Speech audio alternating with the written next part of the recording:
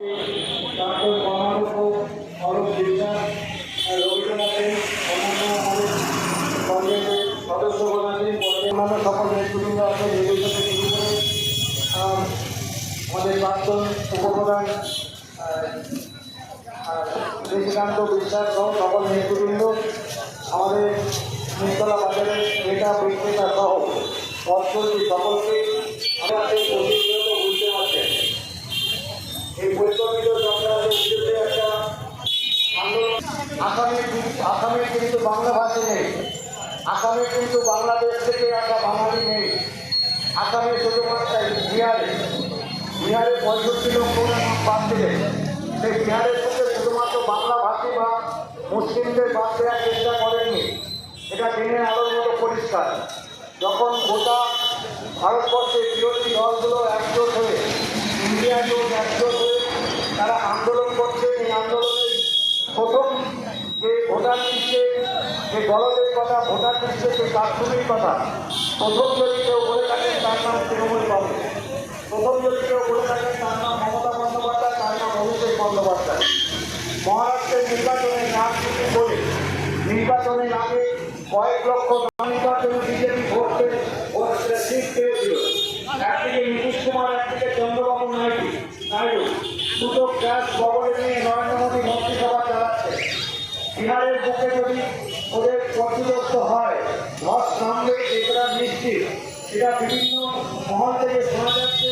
বিভিন্ন print media নিরপেক্ষ যারা আছেন তারা কিন্তু বলছেন বিহারে এবার বিজেপি শাসিত সরকারের পতন অনিবার্য। সেই অনিবার্য কারণ থেকে ওরা ভোটার লিস্টে রিভিশনের নাম করে 65 লক্ষ নাম বাদ দিয়ে 65 লক্ষ নাম বাদ দেওয়ার পরে বিষয়টা যখন আন্দোলন গোটা ভারতবর্ষ তোলপাড় হলো, বিষয়টা সুপ্রিম কোর্ট পর্যন্ত গড়ালো।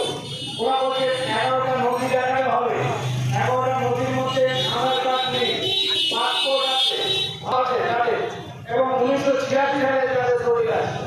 একদিকে বলছে 2002 সালে ভোটার তালিকা থাকতে হবে, আবার এই যে বিচার দিতে হবে, কিন্তু আধার কার্ডকে মান্যতা করবার চেষ্টা করছে। আমরা এখন ভারতের সাধারণ নাগরিক হিসাবে আতঙ্কিত উপরে দাঁড়িয়ে তার একটা স্তম্ভ বিচার ব্যবস্থা, একটা স্তম্ভ আমাদের সংবাদ মাধ্যম। এই দুটো মাধ্যমকে এই বিজেপি সরকার, নরেন্দ্র মোদী সরকার, অমিত শাহ একদম ছেলে খেলা পর্যায়ে নিয়ে এসেছে। ওদের ডাকাত করে সংবাদ মাধ্যমে ওদের মঙ্গলি হেলন ছাড়া কোনো সংবাদ পেশ করা যাবে না।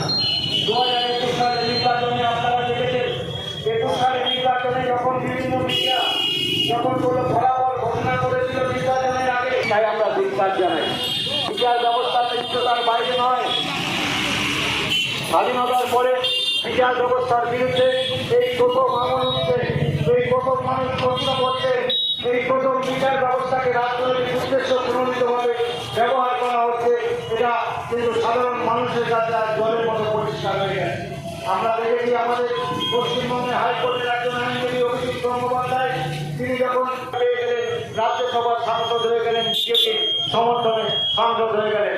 এই যে বিচার ব্যবস্থায় যে লোক, বিচার ব্যবস্থাকে যে টোপ দেওয়া হচ্ছে, বিভিন্ন গাজর ঝুলিয়ে দেওয়া হচ্ছে বিচারপতিদের সামনে, তার কাছে কখনো জোর করে, কখনো বা টাকার লোভ দেখিয়ে তার বিচার ব্যবস্থাকে গণতান্ত্রিকভাবে হত্যা করা হচ্ছে বলে আমরা মনে করি।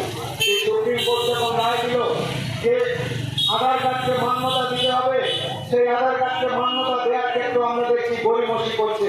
এটা নতুন কথা নয়। বিচার ব্যবস্থাকে ওরা বুড়ো আঙুল দেখাচ্ছেন। হাইকোর্ট নির্দেশ দিল 100 দিনের কাজের ক্ষেত্রে পশ্চিমবঙ্গে 100 দিনের কাজ শুরু করতে হবে আগস্ট মাস থেকে। কেন্দ্রীয় সরকার কর্ণপাত করলো না, ওরা সুপ্রিম কোর্টে গেল, ঠান্ডা ঘরে পাঠিয়ে দেওয়া হলো। সেই আবেদনকে করেন